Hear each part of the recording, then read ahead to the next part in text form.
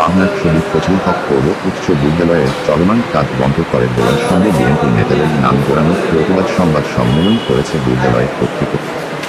বুধবার 2 অক্টোবর বুধবার দুপুরে বিদ্যালয়ের সম্মেলন কক্ষে অনুষ্ঠিত এক সংবাদ সম্মেলনে বিদ্যালয়ের প্রধান শিক্ষক আবুল কালাম আজাদ জানান, শেখ হাসিনার সরকার পরিবর্তনের পর তিনি কাজের ঠিকাদার জেলা স্বেচ্ছাসেবক লীগের সহসভাপতি ও বৈষম্য বিরোধী ছাত্র আন্দোলনের পাবনায় 2 শিক্ষার্থী হত্যা মামলার অন্যতম আসামি আব্দুল আজিজ পালিয়ে গেলে কাজটি সম্পূর্ণ নিয়ে অনিশ্চয়তা দেখা দেয়। এই অবস্থায় অজ্ঞাত কতিপয় কিছু ব্যক্তি এসে চলমান উন্নয়ন কাজ বন্ধ রাখতে বলে। এই কাজ বন্ধের সঙ্গে কোন রাজনৈতিক নেতৃবৃন্দ সম্পৃক্ততা নেই, তবে এলাকায় আওয়ামী লীগ সমর্থিতরা গুজব ছড়ায় যে জেলা ছাত্রদলের সাবেক সাধারণ সম্পাদক তসলিম হাসান খান সুইটের নেতৃত্বে বন্ধ করে দিয়েছে, যা সঠিক নয়। বর্তমানে বিদ্যালয়ের উন্নয়নের কাজটি চলমান রয়েছে।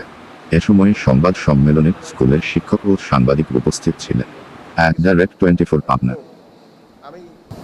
সংকট সহ নানা প্রতিকূলতার মধ্যে দিয়ে পাবনার মুজাহিদ ক্লাব এলাকায় প্রতিষ্ঠিত শহীদ ফজলুল হক পৌর উচ্চ বিদ্যালয় সুন্দর, সভ্য ও সুশিক্ষিত জাতি গঠনে নিরলস প্রচেষ্টায় কোমলমতি শিক্ষার্থীদের শিক্ষা সেবা দিয়ে আসছে।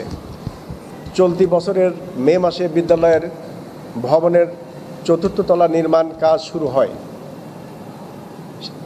যেটি আগামী বছরের ফেব্রুয়ারি মাসের শেষ হবার কথা।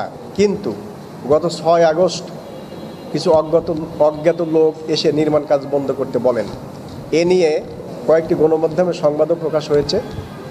সেখানে বিদ্যালয়ের প্রধান শিক্ষক হিসাবে আমারও অন্যান্য শিক্ষার্থীদের বক্তব্য প্রকাশ করা হয়েছে। ওই বক্তব্যে কাজ বন্ধ রাখতে হুমকি প্রদানকারী হিসেবে কারো নাম উল্লেখ করা হয়নি, কারণ আমি তাদের কাউকে চিনি না। বিদ্যালয়ের অন্যান্য শিক্ষক ও শিক্ষার্থীদের সাথে আলাপ করে জেনেছি তারাও সংবাদ মাধ্যমে কারো নাম উল্লেখ করে বক্তব্য দেননি, কারণ তারাও কাউকে চেনেন না। হুমকিদাতা অজ্ঞাত ব্যক্তিরা এসে যা বলেছে এবং করেছে অল্প কথায় তার বর্ণনা দিয়েছি মাত্র, কিন্তু প্রকাশিত সংবাদে সেই বক্তব্যকে ভুলভাবে ব্যবহার করে পাবনা জেলা ছাত্রদলের সাবেক সাধারণ সম্পাদক তসলিম হাসান খান সুইট ও তার সমর্থকদের বিরুদ্ধে বিদ্যালয়ের নির্মাণ কাজ বন্ধের হুমকির অভিযোগ আনা হয়েছে। এ ঘটনার সাথে কারা নির্মাণ কাজে বিঘ্ন সৃষ্টির সাথে আসল জড়িতদের শাস্তির দাবি জানাই।